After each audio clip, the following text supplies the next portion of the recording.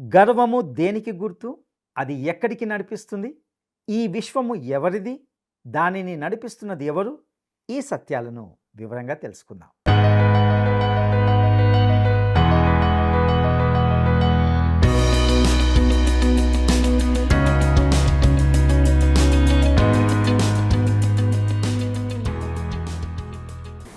ప్రియమైన స్నేహితులారా, word రిసౌండ్స్ today పక్షంగా నేటి ఈ కార్యక్రమానికి మిమ్మల్ని సాదరంగా ఆహ్వానిస్తున్నాం. దానియేలు గ్రంథ ధ్యానాలు అర్థవంతంగానూ మీ జీవితాలకు ఆశీర్వాదకరంగానూ ఉన్నాయని తలస్తున్నాం.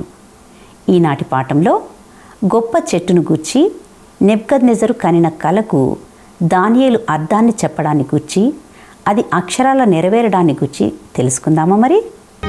స్తుతించెదాని నామం దేవా అనుదినం, స్తుతించెదాని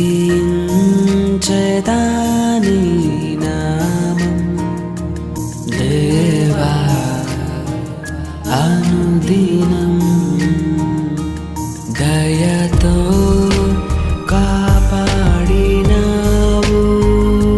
కృపనే చూపించినావు. దయతో కాపాడినావు, కృపనే చూపించినావు.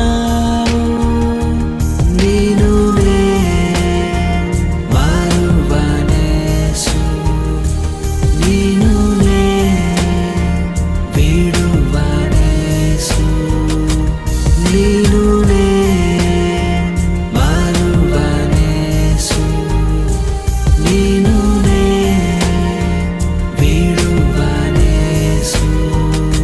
స్తుతించెదాని నామం దేవా అనుదినం.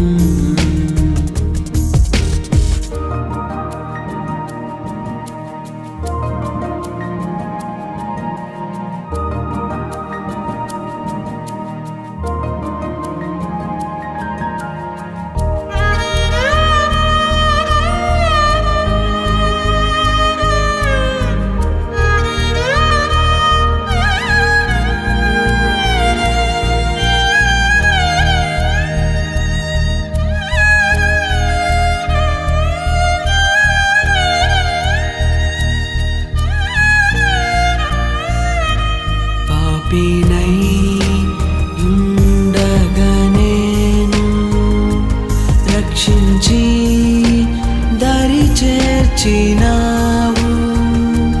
పాపినై ఉండగనేను రక్షించి దరి చేర్చినావు.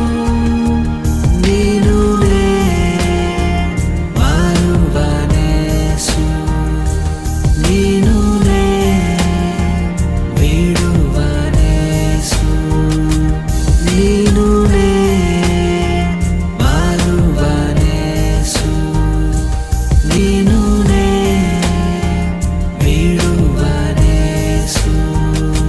స్తుతించెదాని నామం దేవా అనుదినం.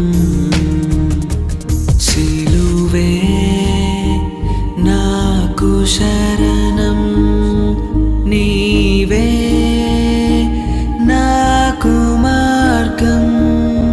సిలువే నాకు శరణం, నీవే నాకు మార్గం. నిన్నునే మరువనేసు, నిన్నునే విడువ.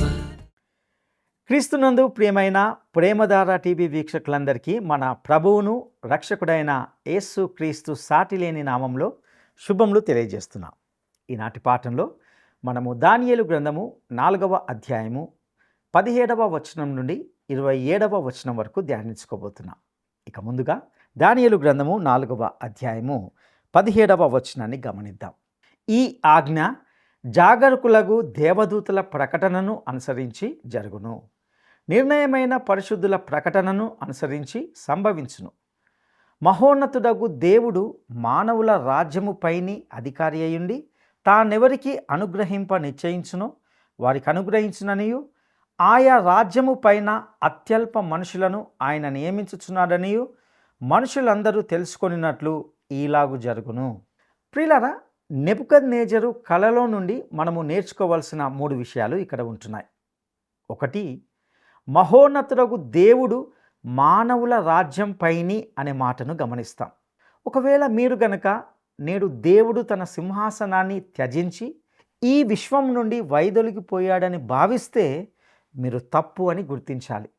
ఈ విశ్వము ఆయన నియంత్రణ నుండి విముక్తి పొందలేదు. వస్తువులు గుర్రపు జీనులో కూర్చుని ఈ మానవ జాతిని అంతటిని నడిపిస్తున్నాయి అని ఎమర్సన్ అనే వ్యక్తి చెప్పినప్పుడు అతడు పొరబడ్డాడు. వాస్తవానికి ఆ గుర్రపు జీనులో వేరొకరు ఉన్నారు. ఈ భూమి మీద నియంత్రణ సంపూర్ణంగా దేవునిదే. కీర్తనల గ్రంథము 2వ అధ్యాయము 4 నుండి 6 వచనాల్లో ఈ విధంగా చెప్పబడింది. ఆకాశమందు ఆసీనుడగువాడు నవ్వుచున్నాడు, ప్రభువు వారిని చూచి అపహసించుచున్నాడు. ఆయన ఉగ్రుడై వారితో పలుకును, ప్రచండ కోపము చేత వారిని తల్లడింపచేయును. నేను నా పరిశుద్ధ పర్వతమైన సీయోను మీద నా రాజును ఆసీనునిగా చేసియున్నాను. ప్రియులారా, ఈ లోకంలో తన ఉద్దేశాన్ని ఆయన కొనసాగిస్తున్నాడని దేవుడు చెబుతున్నాడు. ఒక నిర్దిష్టమైన కారణం కోసము సాతాను తన దుష్ట పన్నాగాన్ని నిర్వహించడానికి ఆయన అనుమతిస్తున్నాడు. ఈనాడు తన సృష్టికి చెందిన బుద్ధిమంతులకు దేవుడు ఏదో ప్రదర్శిస్తున్నాడు. సాతాను గురించి చాలా అర్ధరహితమైన, పూర్తిగా లేఖన విరుద్ధమైన విషయాలు ఎన్నో చెప్పబడ్డాయి. దేవుడు ఈ లోక రాజ్యాలను పాలిస్తూ తన పాలనను నడుపుతున్నాడని మనుషులకు నేర్పడానికి రాజ్యాలు లేస్తున్నాయి, పడిపోతున్నాయి. మన దేశము ఆయనకు ఇష్టమైన, ప్రత్యేకమైన, ప్రియమైన పాత్ర అని మీరు భావిస్తే మీరు పూర్తిగా తప్పుదారి పట్టినట్లే.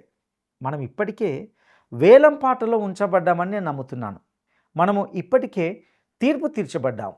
ఈ ప్రపంచము ప్రయాణిస్తున్న దిగజారుడు మార్గము మనల్ని దేవుని యొక్క తీర్పు వైపుకు తీసుకొని వెళ్తుంది. ఆయన మనుషుల రాజ్యంలో పరిపాలిస్తాడు. ఇక రెండవదిగా, ఆయన తానెవరికి అనుగ్రహింప నిశ్చయించునో వారికి అనుగ్రహించుననియు అనే మాటను కూడా ఇక్కడ గమనిస్తాం. ప్రియులారా, ఫలానా పార్టీ ఫలానా వ్యక్తులను అధికారంలోకి తీసుకువస్తారని మీరు బహుశా అనుకుంటున్నారేమో. ఆ ఫలానా పార్టీ వాళ్ళు కూడా మేమే ఆ వ్యక్తులను అధికారంలోకి తీసుకువచ్చామని భావిస్తారు కూడా. కానీ దేవుడు తన సంకల్పం ప్రకారము ఈ రాజ్యాలను నిర్వహిస్తాడు. ఈ ఆలోచన ఎవరికైనా గర్వాన్ని కలిగించవచ్చు. బహుశా వారు నేను దేవుని సంకల్పం ద్వారానే ఈ కార్యాలయాన్ని నిర్వహిస్తున్నాను అని చెప్పవచ్చు. గతంలోని చాలామంది రాజులు తాము దేవుని స్థానంలో పాలించుచున్నామనే మూఢభావన కలిగి ఉన్నారు. అలాంటి ఒక్క మాట కూడా నమ్మకండి.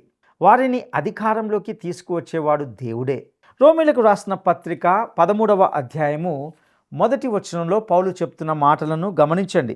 ఏలయనగా దేవుని వలన కలిగినది తప్ప మరి ఏ అధికారము లేదు. ఉన్న అధికారములు దేవుని వలననే నియమింపబడి ఉన్నవి. ఈ భూమి మీద కొన్ని అధికారాలు ఏలడానికి దేవుడు ఎందుకు అనుమతిస్తాడు? ఇక మూడవదిగా, ఆయన అత్యల్ప మనుషులను ఆయన నియమించుచున్నాడనియు అనే మాటను కూడా గమనిస్తాం. ఈ 3వ ప్రకటన అన్ని పార్టీల వారికి మరియు మానవ జాతి అంతటికీ అణకువను కలిగించాలి. ఎందుకంటే ఉత్తమమైన వ్యక్తులను ఎన్నిక చేసుకుంటున్నామని మనము అనుకోవడం సరైనది కాదు. మానవ చరిత్రను చదవడం ద్వారా ఇది మనకు అర్థమవుతుంది. దేవుడు వారి మీద అత్యల్ప మనుషులను ఆయన నియమించుచున్నాడనియు మరియు మనము చేసిన వాటికి తగిన పాలకులను మనము పొందుతామని మీకు చెప్పగలను. ప్రజలు మన ప్రభుత్వం వారి పాలనా విధానంను బట్టి మరియు ఇంకా కొన్ని ఇటువంటి విషయాల గురించి ఫిర్యాదు చేస్తుంటాం.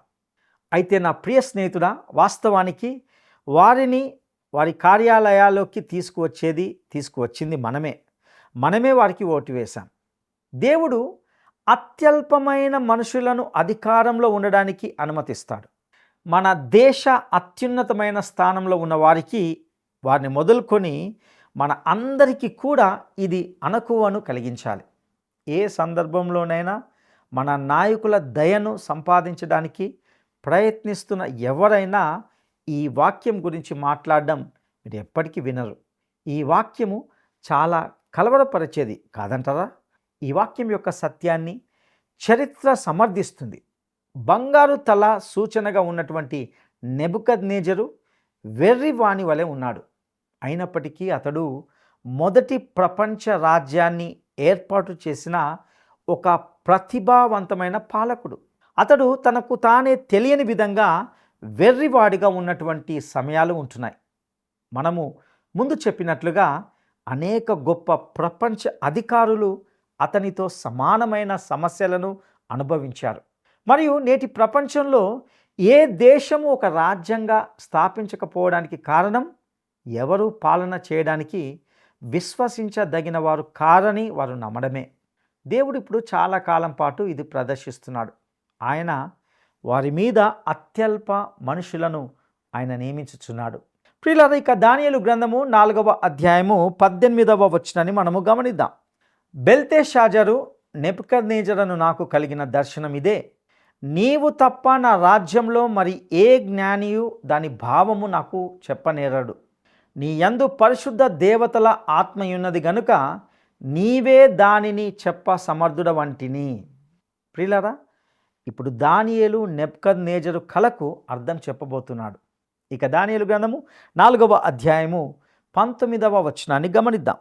అప్పుడు బెల్తెషాజరును దానియేలు 1 గంట సేపు అతి విస్మయము నొంది మనసునందు కలవరపడగా, రాజు బెల్తెషాజరు, ఈ దర్శనం వలన గాని దాని భావం వలన గాని నీవు కలవరపడకుము అనేను. అంతటా బెల్తెషాజరు, నా ఏలినవాడా, ఈ దర్శన ఫలము తమరిని ద్వేషించు వారికి కలుగునుగాక, దాని భావము తమరి శత్రువులకు చెందునుగాక. ఆ కళ దానియేలుకు మహా విస్మయకరంగాను దుఃఖకరంగాను ఉంది. నెబుకద్నెజరు అతనికి స్నేహితుడుగా ఉన్నాడు. దానియేలు అతని ప్రధానమంత్రిగా ఉన్నాడు. నెబుకద్నెజరుకు వచ్చిన మొదటి కళ అతన్ని గౌరవింపజేసింది. కానీ ఈ కళ అతనిని హీనపరచుచున్నది. ఇది చాలా చెడ్డది గనుక దానియేలు దీనిని రాజుతో చెప్పడానికి ఇష్టపడలేదు. కానీ నెబుకద్నెజరుకు పూర్తి విషయము చెప్పకూడదని వచ్చిన ప్రతి శోధనను కూడా దానియేలు దూరపరుచుకున్నాడు. అతడు రాజుకు పూర్తి భావమును చెప్పబోచున్నాడు. ఉదాహరణకు, తన రోగి ప్రాణాంతక వ్యాధితో బాధపడుచున్నాడని ఒక వైద్యుడు తన రోగికి చెప్పాలా వద్దా అనే ప్రశ్న తరచుగా ఎదురవుతుంది. ఒక మనుషుడు తన జీవితంలోని అతి ముఖ్యమైన అడుగు వేయబోతున్నప్పుడు అది తనకు తెలిసి ఉండాలి. అనగా ఆ మనిషిని గూర్చి మరొకరికి తెలిసే బదులు ఈ వ్యక్తి ద్వారానే అతనికి తెలియజేయబడాలని నేను వ్యక్తిగతంగా భావిస్తున్నాను. చాలామంది ప్రజలు తమ వైద్యుడు తమకు ఓదార్పు మాటలు చెప్పి తాము కుదురుకునే ఉన్నామని ధృవీకరించవలనని మాత్రమే కోరుకుంటారు. దానియేలు దానిని నెబుకద్నెజరుకు నేరుగా చెప్పబోచున్నాడు. మరియు ఈ సమస్యను పరిష్కరించడంలో అతడు చాలా చాతుర్యంను వాడుతున్నాడు. మొదట ఆ కళలోని మంచి భాగము రాజు శత్రువులకు అని అతడు నెబుకద్నెజరుతో చెప్తున్నాడు. ఇక దానియేలు గ్రంథము 4వ అధ్యాయము 20వ వచనం నుండి 22 వచనాలను గమనిద్దాం. తాము చూచిన చెట్టు వృద్ధి నొంది బ్రహ్మాండమైనదాయెను. దాని పై కొమ్మలు ఆకాశంన కంటునంత ఎత్తుగాను దాని ఆకారము భూతలమంత విశాలముగా ఉండెను. దాని ఆకులు సొగసుగాను దాని పండ్లు విస్తారములుగాను కనబడెను.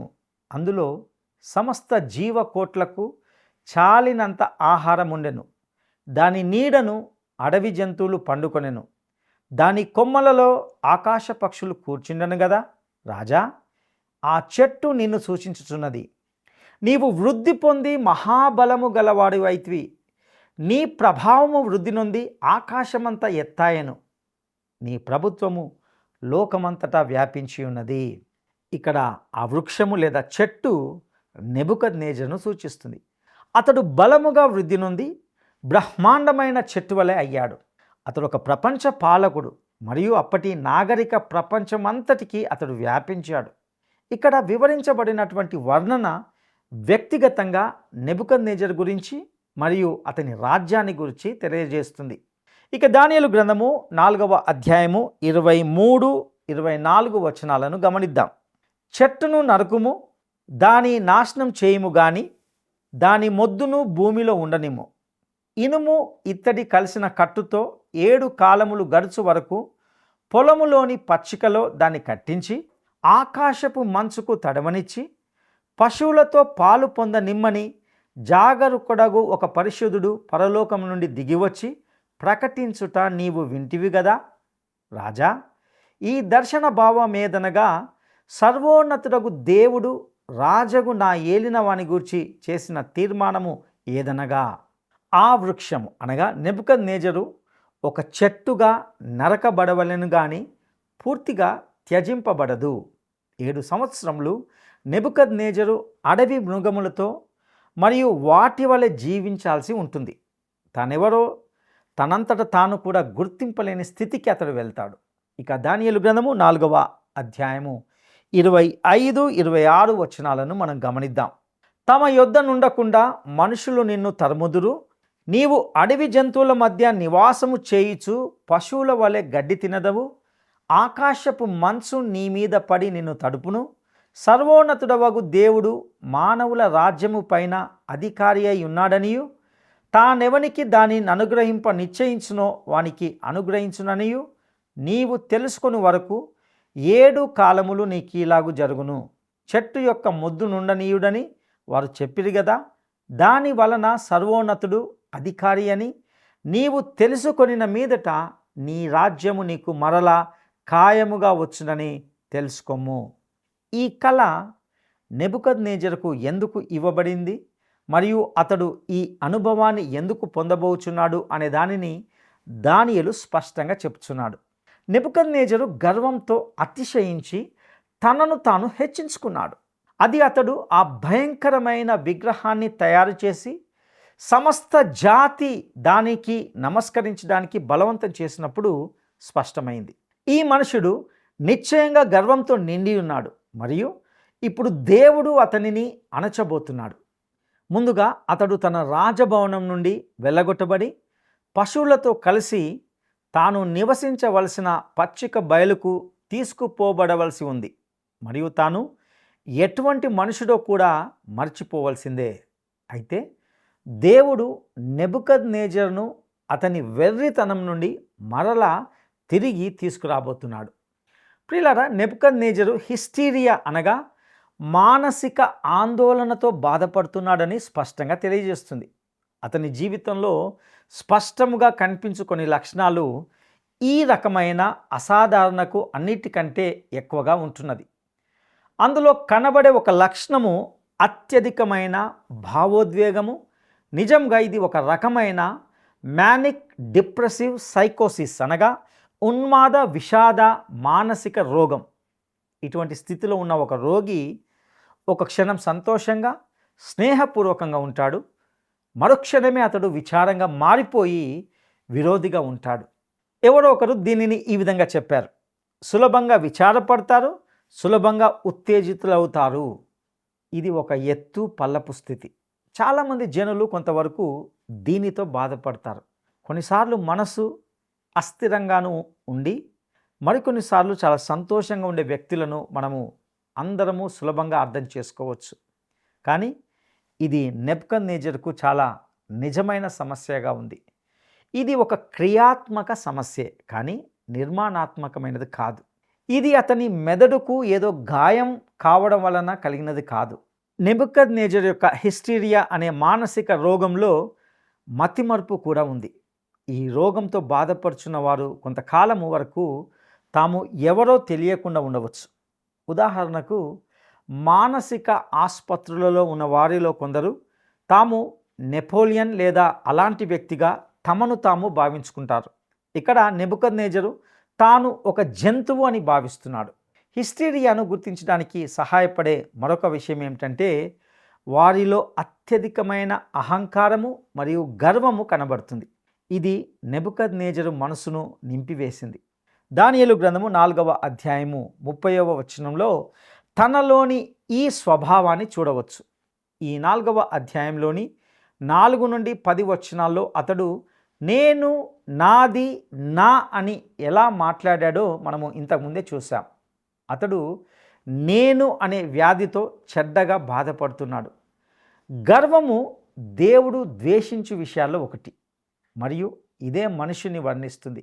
పాత సీజర్ అగస్టస్ అనే చక్రవర్తి తాను పట్టుకున్న ఒక నగరం గురించి ఇలా చెప్పాడు: నేను దానిని ఇటుకలతో కనుగొన్నాను, నేను దానిని గడ్డి పరకగా మిగిల్చాను. అతడు దానిని పూర్తిగా నాశనం చేశాడు. అయితే మరొక సీజర్ ఇలా చెప్పాడు: నేను రోమును కలపతో కనుగొన్నాను, నేను దానిని రాళ్లతో మిగిల్చాను అని ప్రకటన చేశాడు. ప్రియులారా, మీరు చూస్తున్నారు కదా, గర్వము మానవ కుటుంబం యొక్క అతిపెద్ద పాపం. కానీ మనుషునికి గర్వపడడానికి ఏమున్నది? ఇర్మియా గ్రంథము 9వ అధ్యాయము 23-24 వచనాలు ఈ విధంగా చెప్తున్నాయి: యెహోవా ఈలాగు సెలవిచ్చుచున్నాడు, జ్ఞాని తన జ్ఞానమును బట్టి, శూరుడు తన శౌర్యమును బట్టి అతిశయింపకూడదు, ఐశ్వర్యవంతుడు తన ఐశ్వర్యమును బట్టి అతిశయింపకూడదు. అతిశయించువాడు దేనిని బట్టి అతిశయింపవలెను అనగా, భూమి మీద కృప చూపుచు నీతి న్యాయములు జరిగించుచున్న యెహోవాను నేనే అని గ్రహించి నన్ను పరిశీలనగా తెలుసుకొనుటను బట్టియే అతిశయింపవలెను. అట్టి వాటిలో నేను ఆనందించువాడనని యెహోవా సెలవిచ్చుచున్నాడు. ప్రియులారా, దేవుని రక్షణ గర్వాన్ని వెలివేస్తుంది. రక్షణ కోసము క్రీస్తు దగ్గరకు వచ్చినప్పుడు మీరు కలిగి ఉండకూడని విషయం అదే.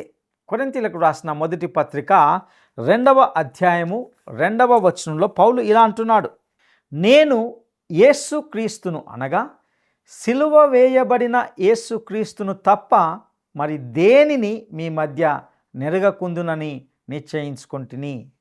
మన వద్ద అతిశయించుకొనుటకు ఏమీ లేదు. మరలా అపోస్తలుడైన పౌలు మొదటి కొరింథీ పత్రిక 4వ అధ్యాయము 7వ వచనంలో ఇలా వ్రాస్తున్నాడు: ఎందుకనగా నీకు ఆధిక్యము కలుగజేయువాడెవడు? నీకు కలిగిన వాటిలో పరుని వలన నీవు పొందనిది ఏది? పొందియుండియు పొందనట్లు నీవు అతిశయింపనేలా? అదేవిధంగా చివరిగా కొరింథీయులకు రాసిన 2వ పత్రిక 10వ అధ్యాయము 17వ వచనంలో మనము ఈ విధంగా చదువుతాం: అతిశయించువాడు ప్రభువునందే అతిశయింపవలెను. ప్రియులారా, సామెతల గ్రంథము 6వ అధ్యాయము 16 నుండి 19 వచనాల్లో గమనించినట్లయితే దేవుడు ద్వేషించు విషయాల జాబితాల్లో గర్వము మొదటి స్థానాన్ని కలిగి ఉంది. ఆయన గర్వాన్ని ద్వేషిస్తాడు. ఫిలిప్పీలకు రాసిన పత్రిక 2వ అధ్యాయము 8వ వచనాన్ని చూసినప్పుడు మన ప్రభువైన యేసుక్రీస్తు దీనత్వమునకు శ్రేష్టమైన ఉదాహరణ కనపరిచాడని గ్రహిస్తాం. ఆయన ఆకారమందు మనుషుడుగా కనబడి మరణము పొందునంతగా, అనగా సిలువ మరణము పొందునంతగా విధేయత చూపిన వాడై తన్ను తాను తగ్గించుకొనెను. చివరిగా కాలచక్రంలో నడవడం అనేది హిస్టీరియా యొక్క లక్షణం. నెబుకద్నెజర్ విషయంలో అది 7 సంవత్సరంల కాలచక్రము. ఇక దానియేలు గ్రంథము 4వ అధ్యాయము 27వ వచనాన్ని మనం గమనిద్దాం: రాజా, నా యోచన నీ దృష్టికి అంగీకారమగునుగాక.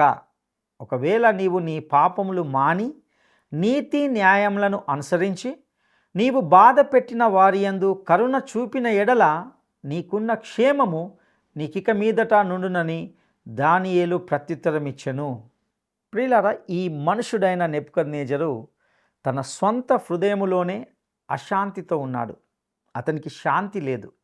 అతడు ప్రపంచానికి శాంతిని తెచ్చాడు.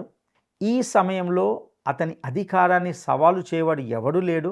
కానీ అతడు పాపంలో జీవిస్తున్నాడు. నెబుకద్నెజరు తన పాపముల విషయమై పశ్చాత్తాపడి వాటిని విడిచిపెట్టవలసిన అవసరం ఉన్నదని దానియేలు అతనితో చెప్తున్నాడు. అతడు దేవుని వైపుకు మరియు నీతివంతమైన జీవితం వైపుకు తిరగాల్సిన అవసరత ఉంటున్నది. రాబోవు తీర్పును మార్చడానికి పశ్చాత్తాపడమని దానియేలు అతనికి సలహా ఇస్తున్నాడు. ఇప్పటికీ విమోచన కొరకైన నిరీక్షణ ఇంకా ఉంది. నెబుకద్నెజరు దేవుని శాంతి మరియు నెమ్మదిని తెలుసుకుంటాడు. ఇది నెబుకద్నెజరుకు దేవుని చివరి హెచ్చరిక అని నేను భావిస్తున్నాను. ఈనాడు మనము చాలా మానసిక మరియు భావోద్వేగ అసాధారణతలు నిజంగా ఆధ్యాత్మిక సమస్యల ఫలితమే. ప్రతిసారి అలాగే ఉంటాయని నేను చెప్పను, ఎందుకంటే అటువంటి సమస్యకు కొన్నిసార్లు భౌతిక సంబంధమైన కారణమై ఉంటుందని నాకు కొంత అవగాహన ఉంది. అయితే మనుషుల జీవితాల్లో మనము చూసే చాలా అసమాధాన పరిస్థితి వారి ఆత్మీయ స్థితి నుండి వస్తుంది. వారు క్రీస్తు వద్దకు వచ్చిన ఎడల వారికి శాంతి ఉంటున్నది. ప్రియ సహోదరుడా, సహోదరి, నెబుకద్నెజరు జీవితం నుండి మనం ఎన్నో గొప్ప ఆధ్యాత్మిక పాఠాలను నేర్చుకొని ఉన్నాం. నెబుకద్నెజరులో ఉన్నటువంటి అత్యంత భయంకరమైన పాపము గర్వమని తెలుసుకున్నాం. దేవుడు అసహించుకునే వాటిలో గర్వము ముందు వరుసలో ఉంటున్నది. గర్వము ఎవరినైనా నాశనానికి నడిపిస్తుంది. నెబుకద్నెజరు తనను తాను అతిశయించినప్పుడు దేవుడు తాను ఏమై ఉన్నాడో కనపరుచుకున్నాడు. అతడు తన గర్వమును బట్టి మానసిక భావోద్రేకుడై తన హృదయమందు శాంతికి సమాధానానికి దూరమయ్యాడు. అయితే ఈ లోకంలో మనకు ఏమి ఉన్నా, ఎంత ఉన్నా, నిత్య శాంతి సమాధానం అనేది క్రీస్తులోనే మనము కనుగొంటాం. క్రీస్తు యొద్దకు వచ్చువారిని ఆయన ఎంత మాత్రము త్రోసివేయడు. ఆయన యందు నిత్య సంతోషము, సమాధానం దొరుకుతుంది. అట్టి కృప దేవుడు మీకు దయచేయనుగాక. దైవాశీస్సులు. ప్రార్థన చేసుకుందాం. మహాపరిశుద్ధుడా, నమ్మదగిన దేవ, నీ దయగల పాదాలకు వందనాలు, స్తుతులు చెల్లిస్తుంటున్నాం. ఇంతవరకు ప్రభువా, దానియేలు గ్రంథము 4వ అధ్యాయం నుండి మాట్లాడిన ప్రతి సత్యానికే నీకు వందనాలు. నీవు అసహించుకునే దానిలో గర్వము ముందు వరుసలో ఉంటుందని విన్నాం. గర్వముతో మాకున్న వాటితో మేము అతిశయిస్తే, గర్విస్తే ప్రభువా, నీవు ఎంత మాత్రము సహింపవు. ప్రభువా, మమ్మను మేము తగ్గించుకొని, మేము పాపులమను ఒప్పుకొని నీ వద్దకు రాగలుగుటకు నీ కృప దయచేయవలసిందిగా ప్రార్థిస్తూ, మా రక్షకుడును నమ్మదగిన యేసయ్య గొప్ప నామములో అడిగి స్తుతించి వేడుకుంటున్నాము తండ్రి. ఆమెన్.